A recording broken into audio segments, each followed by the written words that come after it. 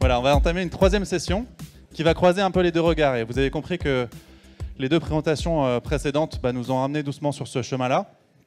Une fois qu'on a regardé le sujet sous l'angle des ressources, une fois qu'on a regardé le sujet principalement sous l'angle des usages, il s'agit de savoir maintenant comment on va décider et planifier ensemble quelle méthode prospective mettre en place pour agir aujourd'hui en anticipant demain. Et donc pour démarrer, je vais solliciter Sébastien Chazot, qui est directeur de projet en gestion intégrée des ressources en eau au sein de BRLI, un bureau d'études qui est filiale du groupe BRL, qui a préparé son intervention avec Christian Couturier, qui est directeur de Solagro, qui est une entreprise associative qui travaille sur la transition agroécologique. Et Sébastien, tu vas nous parler d'une approche de l'assiette au bassin versant vers des scénarios intégrés eau, alimentation, énergie, avec un regard un peu critique sur tous ces grands documents prospectifs, à l'échelle nationale notamment, qui croisent ces enjeux eau, alimentation, énergie. Bonjour à tous. Donc on a intitulé cette présentation de l'assiette au bassin versant, effectivement vers des scénarios intégrés. Là on a mis une liste de sujets que nous comptons croiser, agriculture, énergie, mais en fait il y a vraiment tous les usages de l'eau à rajouter, et la ressource en eau. Donc on va essentiellement parler de prospective. Faire de la prospective, c'est raconter des histoires, c'est vraiment mettre en mots des futurs possibles pour ne pas subir l'avenir, mais pour le choisir. Cet exercice, il est compliqué, selon l'échelle à laquelle on travaille. Il demande souvent de regarder en arrière, et j'étais très intéressé par la prise de parole sur le diagnostic agraire. Je trouve effectivement ce genre d'approche, on regarde derrière et on cherche à comprendre l'histoire, la géographie d'un territoire pour après se projeter dans l'avenir, ça me semble essentiel. Là, on va être à une échelle beaucoup plus large, et on va se demander si la question de l'eau est effectivement ou pas prise en compte dans des scénarios nationaux qui parlent de transition en termes de climat, d'énergie, d'alimentation, d'agriculture. Donc finalement, nous, ce qu'on va chercher à faire aujourd'hui, c'est renverser la question de la journée pour savoir comment on peut choisir ce qu'on veut faire en fonction des ressources en eau qu'on a, plutôt que de poser la question dans le sens où elle était posée. Voilà, c'est un peu ça le sujet. Donc il y a effectivement aujourd'hui une multiplicité de démarches nationales qui visent à donner un avenir souhaitable en termes de transition. Alors ça peut porter sur la réduction de nos émissions carbone. La France représente 1% des émissions mondiales avec 550 millions de tonnes à peu près. L'agriculture, c'est 30% de ces émissions. Donc les stratégies bas carbone abordent largement la question de l'agriculture. Donc on va retrouver ça dans les exercices de l'ADEME comme Transition 2050, dans la stratégie nationale bas carbone. On va trouver des questions plus focalisées sur l'énergie dans les scénarios, par exemple, de RTE, de l'association Négawatt. Et puis, il y a un exercice qu'on aime beaucoup, qu'on utilise beaucoup, nous, dans les exercices locaux de prospective que nous conduisons, qui s'appelle After 2050 et dont je vais reparler. Mais il semble que dans tous ces exercices, et y compris After 2050, donc établi par Solagro avec qui nous collaborons, eh bien, il y a cet angle mort de l'eau. Est-ce que c'est pour des raisons de complexité, de grande diversité des contextes, et ça c'est fondamental à prendre en compte. Il y a eu beaucoup d'exemples aujourd'hui qui montrent qu'on ne peut pas généraliser la question de l'eau, ou aussi par frilosité politique avec une montée en puissance du sujet dans l'espace médiatique. En tout cas, on constate qu'il y a à ce stade peu ou pas de vision nationale sur cette question prospective sur l'eau qui dépasserait le bassin versant, le district, que ce soit les 6 grands districts français, ou après dans des bassins versants de plus petite taille. Il y a bien eu la démarche Explore 1, Explore 2070, donc qui faisait aussi de la prospective comme Explore 2 en termes de ressources, mais qui avait aussi une ambition de croiser cette ressource avec des évolutions possibles des besoins en France. Mais comme l'avait dit Eric ce matin, ça a peu ou pas de diffusion. Et finalement, je ne pense pas que ça a eu beaucoup de descente dans les territoires plus petits que l'échelle nationale et que dans les sphères ministérielles. Donc il y a bien des plans d'adaptation au changement climatique pour certains grands bassins versants pour les grands districts, mais ces plans-là ne font pas forcément de lien avec des politiques alimentaires, des politiques d'usage, d'agricoles, énergétiques ou alimentaires, je viens de le dire. Il y a ensuite des études, à plus petite échelle encore, des études prospectives eau et climat, comme Garonne 2050, comme beaucoup d'autres bassins versants, etc. 2050. Donc il y a Ardèche 2050, il y a Hérault 2050 que nous conduisons en ce moment. Il y en a beaucoup en France, il y a Drôme 2050. Et de nouveau là, il n'est pas évident dans le cahier des charges de trouver des liens très détaillés, enfin de demande d'expliciter des liens entre la chaîne de causalité, qu'est-ce qu'on mange, qu'est-ce que ça veut dire en termes d'agriculture et au final, qu'est-ce que ça veut dire pour l'eau et de respect des lignes rouges sur les milieux aquatiques. Il y a bien les études volume prélevable, il y a bien les études HMUC en Loire-Bretagne, il y a bien toutes ces approches, mais il y a peu ou pas cette question alimentaire qui est traitée à chaque fois. Donc, je fais ce constat, je fais aussi le constat, nous faisons le constat que dans les débats médiatisés, très malheureusement, et on en a eu encore beaucoup d'illustrations cet été, que ce soit dans des journaux très grand public ou dans des journaux plus sérieux, malheureusement, il est souvent, ce débat il est souvent manichéen, simplifié, où on trouve des ordres de grandeur qui sont souvent très faux, où il n'y a pas de vision d'ensemble. Et nous, ce qu'on propose dans la démarche que je vais exposer, c'est, en un résumé un peu direct, de sortir la tête des bassines pour regarder plutôt dans nos assiettes. C'est-à-dire d'intégrer toutes les composantes de la transition socio-environnementale dans les prospectives sur l'eau, l'énergie, mais aussi la question alimentaire. Alors, je ne dis pas qu'il ne faut plus parler de stockage, mais je dis que malheureusement, dans l'espace médiatique, souvent, je me souviens du journaliste qui avait interviewé Eric Soquet à France Culture, qui lui avait demandé « mais qu'est-ce que vous pensez des bassines ?» Bon, voilà, malheureusement, ça vient souvent là-dessus.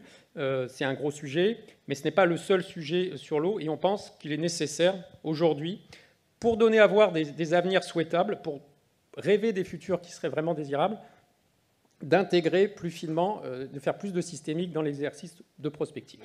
Donc, on est assez fan à BRLI de ce qu'a fait Solagro, de cet exercice After 2050, dont je vais redire un mot.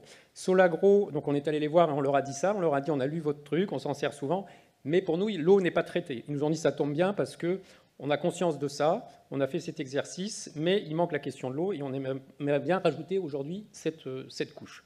Donc à BRLI, on est habitué à faire de la prospective à différentes échelles. Il y a ici une liste d'études que nous avons conduites ou que nous conduisons en ce moment, à l'échelle de départements, de grands bassins versants ou de plus petits bassins versants, dans lesquels nous abordons la question de manière systémique, mais où nous avons peu ou pas traité la question alimentaire. On l'a fait avec les Ardéchois très récemment, où on leur a montré que développer par exemple du maraîchage local, ça pouvait être très cher pour leurs ressources en eau. Ça, c'est un exemple qu'on a conduit. Donc After 2050, qu'est-ce que c'est ? C'est donc un exercice qui a été conduit par Solagro pour inventer une agriculture française plus respectueuse de l'environnement en termes d'émissions de carbone, en termes de santé publique et en termes de qualité de l'environnement. Donc réduire par 2 les émissions de carbone de l'agriculture française, c'est l'objectif, moins émettre de produits phytosanitaires et puis faire en sorte qu'on soit en meilleure santé.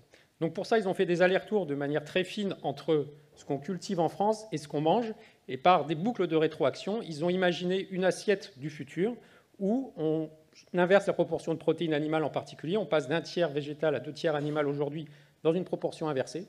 Par exemple, on réduit le gaspillage alimentaire et ils ont traduit ça sur la sol agricole française de manière globale à une échelle assez fine. Ce n'est pas à l'échelle des EPCI ou des cantons départementaux, mais l'échelle de départements ou de régions. Qu'est-ce que ça voulait dire? Qu'est-ce que ça changeait sur les surfaces agricoles françaises? Et ils ont constaté que c'était possible d'arriver aux objectifs que j'indiquais en changeant notre manière de manger. Donc l'exercice est assez complexe. La lecture complète est assez lourde. Il y a des résumés très, très intéressants qui sont plus faciles à lire, mais les conclusions sont assez positives dans ce sens-là. Mais malheureusement, ça ne traitait pas la question de l'eau. Ce qu'on se propose de faire ensemble, BRLI et Solagro, c'est d'intégrer la question de l'eau dans ce processus de prospective en ajoutant la question alimentaire et en croisant donc la prospective alimentaire avec la prospective agricole, les questions énergétiques, le nombre, par exemple, de réacteurs en circuit fermé qui seront présents sur nos rivières dans 30 ans, la population française, son évolution, l'évolution de la consommation industrielle. Donc, si on invente un scénario comme ça de changement agricole, et on va reprendre les scénarios en particulier After 2050, on reprendra aussi ceux de l'ADEME. Pour l'énergie, on traitera plusieurs scénarios, ceux de Négawatt, ceux de RTE, ceux de l'ADEME, etc. Qu'est-ce que cela dit pour l'eau en termes de grands indicateurs, au droit d'unité hydrologique à définir, mais qui donne une image nationale du sujet. Et en rebouclant, on peut chercher des choses qui soient justement acceptables. Est-ce que finalement l'assiette After 2050 qui propose de passer une proportion de protéines 2/3 végétales, 1/3 animales, qu'est-ce que ça veut dire pour les surfaces, mais qu'est-ce que ça veut dire au final pour l'eau, pour les différents grands bassins versants français?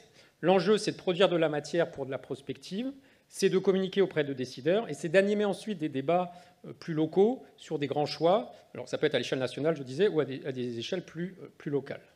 Le principe, c'est de conserver les entrées After 2050 qui existent, donc les grandes questions de santé, je le disais, environnement, réduction des émissions de carbone, et c'est de raisonner de manière intégrée avec des bouclages intégrant des rétroactions en termes d'usage de l'eau. Alors on n'intégrera pas seulement la question alimentaire, mais aussi les questions d'énergie ou d'industrie ou de population qui seront, en termes de méthodologie, quand même beaucoup plus simples à traiter. J'ai beaucoup aimé l'exposé de François Moll. Il faudra tout de même être attentif, bien rappeler les ordres de grandeur. Qu'est-ce que consomme un réacteur en circuit fermé d'une centrale nucléaire, par exemple, parce qu'il est vrai qu'on lit énormément de bêtises sur tous ces sujets-là, même s'ils sont a priori assez simples. On prendra bien sûr en compte toutes les lignes rouges qui existent et qui sont définies aujourd'hui en termes de bon état des milieux aquatiques, que ce soit des niveaux piézométriques ou des débits à respecter dans les cours d'eau. On vise à ne pas chercher l'exhaustivité. On sait que ce qu'on fera ne sera pas forcément extrêmement précis. On va développer une approche pragmatique avec des modèles transparents qui permettront de modifier facilement des paramètres en séance de travail de concertation. Il n'y a pas une ambition scientifique à ce projet entre nos deux bureaux. Il y a une ambition pragmatique et politique, vraiment de générer de la réflexion dans les territoires. Donc on assume complètement la simplification qui sera faite. On va aller se servir, et j'étais très intéressé aussi par l'exposé sur les courbes de rendement en fonction de l'irrigation. Nous-mêmes, on a fait des calculs de besoins en eau, je vais y revenir. Mais on pourra aussi s'emparer de résultats de ce type-là. Mais on ne cherchera pas l'exhaustivité, on va rechercher des indicateurs qui parlent et qui bougent surtout selon les options testées, qui donnent à voir du changement sur les ressources en eau. Quand je bouge le nombre de réacteurs en France, quand je bouge l'assiette du français, qu'est-ce qui se passe en termes socio-économiques et qu'est-ce qui se passe sur les ressources en eau. Donc là, vu le thème de la journée, je comptais vous donner... Alors, on est au début de ce projet. Il y a eu un stage que nous avons encadré cet été avec une élève de cette école de Supagro qui est présente dans la salle, Salomé Daucher. Donc je vais m'inspirer aussi des résultats du stage de Salomé pour vous donner un aperçu un peu de à quoi pourrait ressembler ce qu'on propose de faire. Et je vais donc zoomer sur la seule question agricole en disant, voilà, nous on se demande comment construire un outil dans lequel je peux injecter le scénario After 2050 ou le scénario de l'ADEME sur l'agriculture ou d'autres, et de voir ce que ça donne pour l'eau.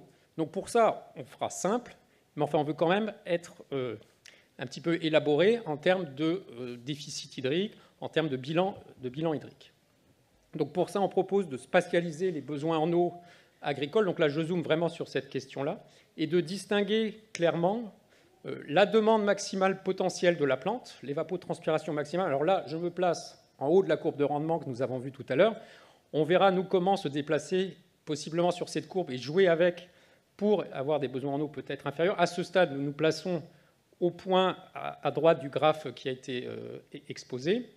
Donc nous distinguerons dans nos calculs donc cette demande, tout ce qu'il faut à la plante comme eau pour être à son optimum agronomique, et nous distinguerons dans ce besoin la partie que j'ai dessinée en vert ici, qui est l'évapotranspiration réelle, le climat comme il est à l'endroit où je parle et dans l'état du climat auquel je me situe. Donc, il permet de fournir une partie de ce besoin pour être à l'optimum. Et ce qui n'est pas fourni, c'est ce que nous appelons ici en bleu le déficit hydrique. Donc, je peux déjà définir deux indicateurs. Ici, la part qui est satisfaite sur le besoin total. Donc, ETR, évapotranspiration réelle sur évapotranspiration maximale, ETR sur ETM. Et puis, la part non satisfaite, D divisé par ETM. Donc, la part qui n'est pas satisfaite par le climat. Donc cette approche, nous avons commencé à la conduire pour 11 catégories de plantes, selon un modèle agroclimatique, en intégrant des réserves utiles spatialisées et à l'échelle du territoire national. Donc nous avons calculé ces éléments ETM, ETR et D. Donc ETR, on peut appeler ça effectivement la part satisfaite par le climat ou eau verte, et D, le déficit qui me manque par grande unité hydrographique pour un scénario agricole donné. Donc je prends un territoire en France, je regarde tout ce que je cultive, et je regarde le besoin en eau de cet ensemble-là, qu'est-ce qui est satisfait par le climat et qu'est-ce qui n'est pas satisfait par le climat, et donc qu'est-ce que potentiellement les agriculteurs pourraient vouloir aller chercher dans les ressources en eau. ce qu'ils vont faire ou ne pas faire. Ça sera la stratégie, et ça va être une stratégie assez différente selon les grands bassins versants français. Et c'est ce qui nous intéresse dans ce projet. Donc Salomé, pour avancer, a pris 2 exemples dans nos cours du stage. Je vous préviens, il n'y a pas de résultat à la fin où je reboucle avec les scénarios alimentaires. C'est vraiment une esquisse des indicateurs sur lesquels nous allons pouvoir travailler. Donc elle a pris l'exemple de la Garonne au sens strict, c'est-à-dire sans la partie Dordogne, et de la Loire amont jusqu'à sa confluence avec la Vienne. Pour chacun de ces 2 grands espaces hydrographiques, nous avons regardé ce qui était cultivé. C'est le premier graphe, donc c'est la surface agricole issue du recensement agricole de 2020. Et la partie qui était irriguée, c'est la même échelle. Donc vous voyez que selon qu'on se situe dans la Loire ou la Garonne, on irrigue entre 5 à 10% de la SAU, selon les 11 classes de culture que j'indiquais. Donc on a travaillé sur une série 90 de 2020. Et puis pour chacune de ces entités, on a fait les calculs sur les surfaces, donc à ces différentes échelles de travail. Les surfaces agricoles, on les connaît à l'échelle des EPCI en France, dans le recensement agricole. Le climat à l'échelle de mailles assez fines qui définissent le PETP. Et les entités hydrologiques, pour l'instant, on a coupé la France en 24 sous-bassins. On ambitionne de faire plus fin, mais de nouveau, on cherchera à être pragmatique et à faire parler les territoires entre eux. Et peut-être qu'on ne découpera pas très finement. Dans Explore 2070, on avait fait un découpage en 100. On va voir, on se situera certainement entre 25 et 100 unités hydrologiques. Là, je ne parle que de la ressource superficielle. On ambitionne aussi de travailler à terme sur la ressource souterraine. Donc pour les 2 exemples que je présentais, voilà, pour l'exemple Garonne à l'échelle annuelle, ça donne ça. Donc en vert, la partie du besoin agricole de mes surfaces agricoles satisfaites par le climat, et en bleu, ce qui n'est pas satisfait par le climat. Alors, cette eau-là n'est pas forcément apportée par de l'irrigation. Il y a plein de plantes qui sont cultivées qui ne seront pas irriguées, mais ça donne un indicateur en fonction des choix agricoles qui sont faits, qui sont en fait déterminés par nos choix alimentaires aussi. Donc il y a toute une histoire derrière depuis les années 50 que j'ai beaucoup aimé qui soit racontée à l'échelle locale dans l'Adour, mais qui est aussi vraie à l'échelle de la France. Si on cultive ce qu'on cultive en France, c'est une histoire qui est longue, qui s'accélère depuis la Seconde Guerre mondiale et qui aujourd'hui donc donne l'agriculture qu'on a et donc donne les bilans hydriques qu'on a avec un climat qui est en plus en train de changer. Donc maintenant, si pour chacun des mois je divise la barre bleue par la barre verte, je vais avoir le ratio de la partie qui est satisfaite par le climat pour chacun de mes 2 bassins versants. Et on voit que pour la Loire, par exemple, le climat, comme il est aujourd'hui, satisfait une plus grande partie de la demande agricole en eau totale théorique, un peu plus que sur la Garonne, en particulier en étiage. Voilà un exemple d'indicateur. Déjà, on peut déjà faire parler les territoires entre eux. Ensuite, ce qu'on a fait avec Salomé, on a regardé la partie qui était irriguée dans cette surface agricole totale dans chacun des deux entités. Donc je disais 5% pour la Loire, 10% pour la Garonne. Et donc il y a une petite partie de la SAU, 5 à 10%, qui est irriguée. Et cette partie, on a calculé son besoin en eau théorique en se plaçant toujours à 100% à l'optimum agronomique. Et donc là, c'est le besoin strictement en eau d'irrigation. Ce n'est pas l'eau totale, c'est, si je vous fais référence au graphe de gauche, c'est la partie bleue. En fait, là, je l'ai mis en bleu foncé parce que je ne l'applique qu'aux seules surfaces irriguées. Et ensuite, on s'est demandé, bien finalement, ces surfaces qui sont irriguées dans ces 2 grandes entités, qu'est-ce que ça représente au regard du déficit hydrique que j'ai calculé tout à l'heure pour l'ensemble de ma sol agricole sur chacune de mes 2 entités. Donc je vais diviser ma barre bleu marine par ma barre bleu ciel pour chacune de mes entités et au pas de temps mensuel. Et là, on arrive à distinguer des choses déjà intéressantes. Les résultats sont certainement faux, on va réaffiner tous ces calculs, mais c'est vraiment, de nouveau, je me répète, c'est un exposé méthodologique. Donc, pour chacun des mois, voilà, vous avez ici ce ratio de la barre bleu marine sur la barre bleue, donc du besoin de la surface irriguée divisé par le déficit hydrique total de l'agriculture. Alors, d'où ma question aussi à SCP ce matin. Là, par exemple, dans cet exercice, on intègre toute la surface fourragère dont le besoin en eau est énorme et qui est en général pas du tout complètement satisfait par le climat, parce qu'on prend une prairie, il y a beaucoup de prairies permanentes dans ces deux bassins. Donc, mais là, à ce stade, on a laissé toute la surface agricole qu'on a divisée en 11 types de cultures, mais tout est là. Donc vous voyez que finalement, les stratégies d'action anthropique sur le déficit hydrique global à l'échelle de la Garonne, eh bien, on irrigue. On retrouve les 10% dont je parlais, et ça se voit fortement sur cette courbe, où au mois d'août, eh bien, les besoins en eau de la partie irriguée de l'agriculture représentent 8% du déficit hydrique total de cette surface-là française, pour la partie agricole. Voilà. Enfin, ce qu'on a souhaité faire, et ce qui sera le cœur de notre projet, c'est de croiser ces besoins théoriques, ces différents déficits, avec la ressource en eau, et de voir comment ça vient se positionner par rapport aux limites hydriques des différentes entités considérées, par rapport aux débits biologiques qui sont définis sur ces grandes entités. Donc là, j'ai rappelé le débit quinquennal sec aux deux points où je travaille, la Garonne et la Loire, le débit donc, de ces deux cours d'eau, donc au droit de la confluence Vienne, et puis à l'aval pour la Garonne, mais en soustrayant la Dordogne pour la Garonne. Donc on voit que ça se ressemble un petit peu pour ces deux entités. Donc là, ce qu'on veut faire maintenant, c'est croiser nos approches agricoles avec l'hydrologie de ces cours d'eau pour savoir, finalement, ce grand déficit-là que j'ai, ma barre bleue, qu'est-ce qu'elle représente au regard de la ressource. Alors bien sûr, je ne viens pas la prélever, ce déficit, mais potentiellement, ça montre que mon type d'agriculture que j'ai développé au cours de l'histoire, en quoi il est pressant potentiellement par rapport à la ressource en eau que j'ai à cet endroit-là. Et ça, c'est intéressant. Et donc, on divise la partie bleue de mon schéma à gauche par la ressource en eau pour chacun des mois. Donc, je vais avoir ce que j'ai appelé le rapport du déficit agricole total sur la ressource superficielle. Ce n'est pas un prélèvement, hein. On est à des pourcentages très forts. Vous voyez qu'au mois d'août, pour la Garonne, on est autour de 400%, et pour la Loire, on est autour de 500%. C'est inversé en juillet. On retrouve les mêmes ordres de grandeur. Je pense que si on avait choisi encore d'autres bassins versants, on pourrait avoir des choses plus contrastées en France. Donc là, ça se ressemble assez quand je regarde le déficit total.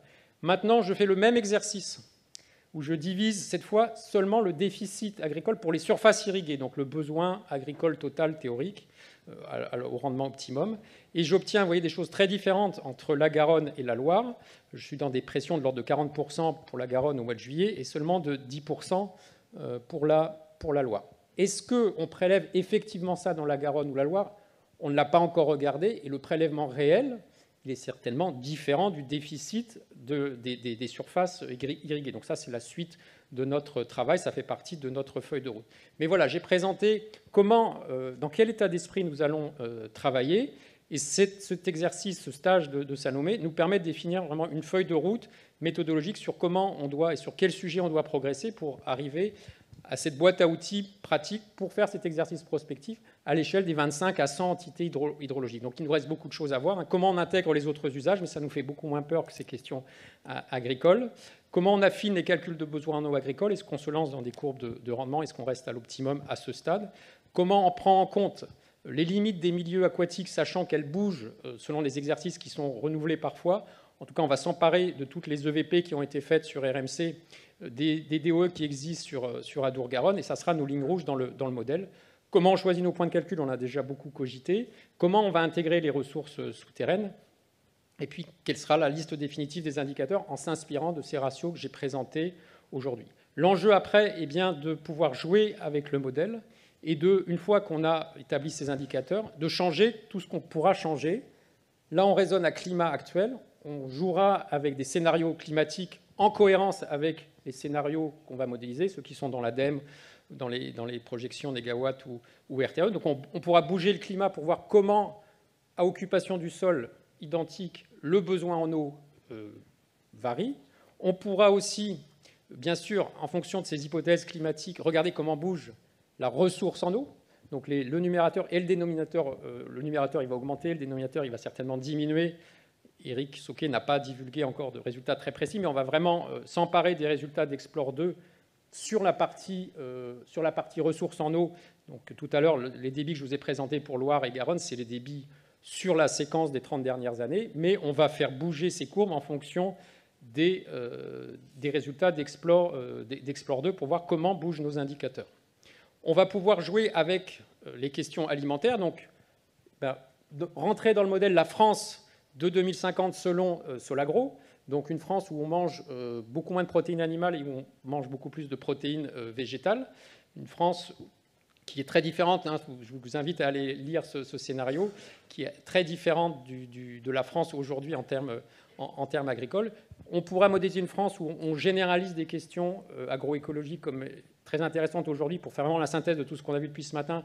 Comment je peux réduire aussi le besoin en eau de mes plantes, à la fois l'eau verte et la partie bleue de mes graphiques tout à l'heure, si je généralise un travail du sol, toutes les questions qui ont été exposées tout à l'heure. Si j'invente un système énergétique français où il y a moins de réacteurs fermés sur nos centrales, sachant que les réacteurs fermés, c'est ceux qui consomment le plus d'eau. C'est pour ça que j'insiste sur eux. Les réacteurs ouverts, l'eau passe à l'intérieur. Ça prélève énormément d'eau, mais ça rejette toute l'eau que ça prélève. Il en faut quand même. Voilà ce qu'on compte faire. On mesure l'ambition du projet.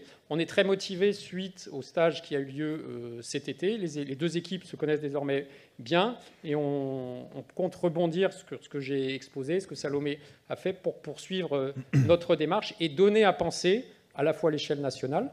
On espère intéresser les 6 grands districts hydrographiques, le ministère de l'eau. L'ADEME s'est déjà montré extrêmement intéressé par ce qu'on ambitionne de faire. Et puis après, à donner à voir à des exercices plus locaux, et ça sera la transition avec l'exposé qui vient de Sébastien Loubier, sur, par exemple, l'établissement de PTGE. Il nous semble fondamental que ces questions-là soient appropriées par des jeux, des exercices à inventer, je pense, avec les gens, pour qu'ils ne soient pas seulement spectateurs de nos scénarios, mais qu'ils soient aussi acteurs localement, jouer avec notre modèle pour comprendre comment, quand je bouge ça bouge au final l'impact, l'empreinte sur la ressource en eau, et ça vient modifier les grands équilibres. L'idée, c'est de voir si on a l'eau de nos ambitions, pour reprendre une formule qu'on avait glissée. De nos ambitions. Julien. Comment on peut choisir notre avenir pour ne pas le subir en fonction de la ressource en eau. Pour des premiers résultats, rendez-vous dans 1 an à 2 ans, je pense. Voilà. Ah, j'attendais 3. Bon, donc c'est premier résultat, tu ouais. n'as pas dit tous les résultats. Une courte question qui appellera une réponse courte. Alors, Nicolas, tu as déjà parlé. Du coup, est-ce que vous avez prévu d'intégrer les retenues collinaires dans le bilan, au même titre que les ressources souterraines? Alors, on a prévu, là, on a déjà imaginé des choses. C'est-à-dire que là, ma courbe, ça va être des débits naturels reconstitués qu'on va réinfluencer avec des usages actuels. Et par exemple, au mois de juillet, on pourra, en plus du débit je sais pas, la Garonne, là aujourd'hui, on est autour de 125 mètres cubes secondes en quinquennal sec, eh bien on rajoutera en volume, enfin en débit fictif continu sur le mois de juillet, l'équivalent du volume existant, mais on pourra aussi jouer avec ce volume-là. Donc là, on est en train de voir avec Adour-Garonne comment on peut récupérer le volume total stockable. Et ce qui sera vraiment rempli le 1er juin dans 30 ans, on se posera cette question. Mais de nouveau, on pourrait faire une thèse sur chacun de nos paramètres.